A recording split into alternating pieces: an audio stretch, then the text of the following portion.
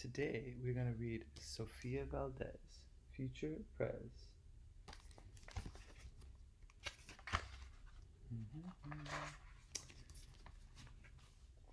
Sofia was a baby who got things done, helping her family before she turned 1. She and Abuelo went out every week to help elderly friends around Blue River Creek who couldn't get out and about on their own with no place to gather, were stuck home alone. They're volunteering. Raking the leaves, taking pets for a walk, or just dropping by for a treat and a talk. Sofia Valdez did as much as she could for her family, her friends, her whole neighborhood. A dreamer, a doer, a real-life go-getter. Most people liked good, but Sofia liked better.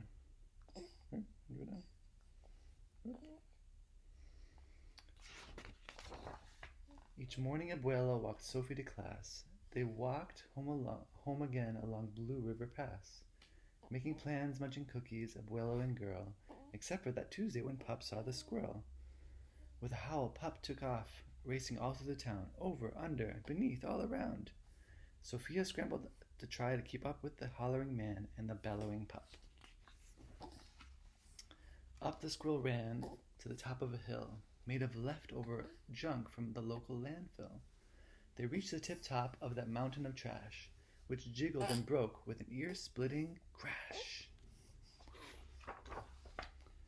Down they all tumbled and hit with a thud on a moldy old pumpkin surrounded by mud.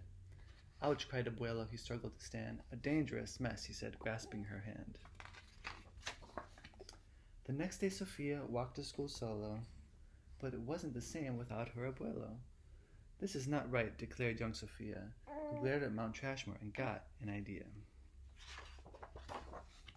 The very next morning at dawn, she planted a sign at the front of her lawn. She stood back and smiled, and Pup gave a bark. Get rid of Mount Trashmore, let's build a new park. Each of her neighbors had something to say about benches and fountains and places to play. Meeting spots, gardens, a basket for bees, a rubber duck pond, a kiosk for cheese. She drew every thought on her map of the park, which was perfectly perfect by 1:45. She drifted to sleep in her soft, cozy bed. Then bam! She woke up when a thought smacked her head. Her heart skipped a beat as she realized each one of her neighbors had said, "Let me know when it's done." They all thought Sofia could build it alone, but how could one girl do so much on her own?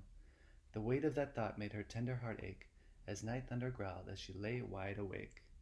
Then dawn brought a storm and the gloomy sky wept, and the heartsick Sofia finally slept. Want to do it again? There you go.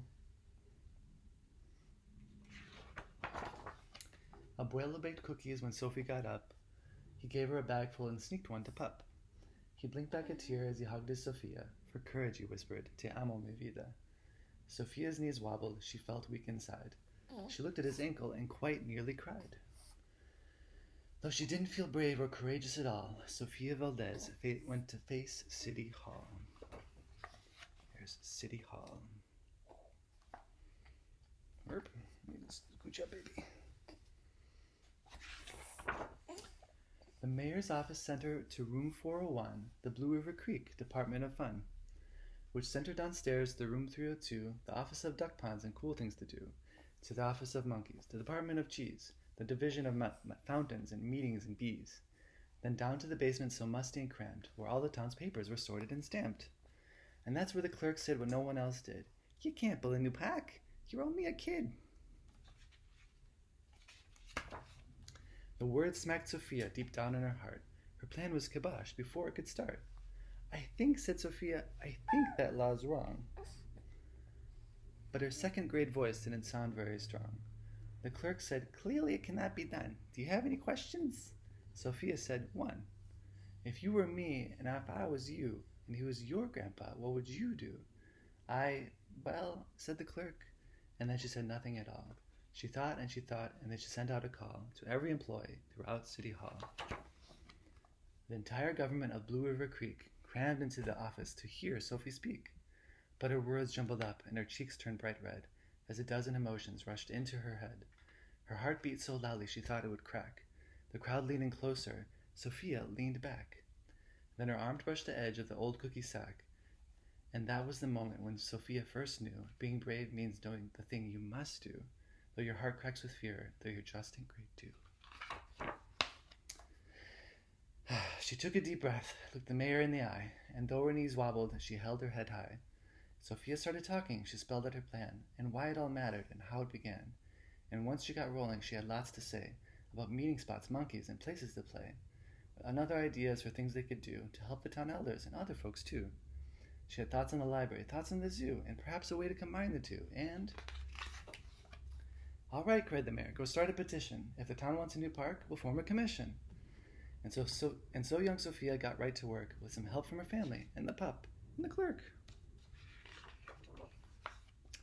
Then others joined in, not all, but a few, like Miss Lilla Greer and the kids in grade 2.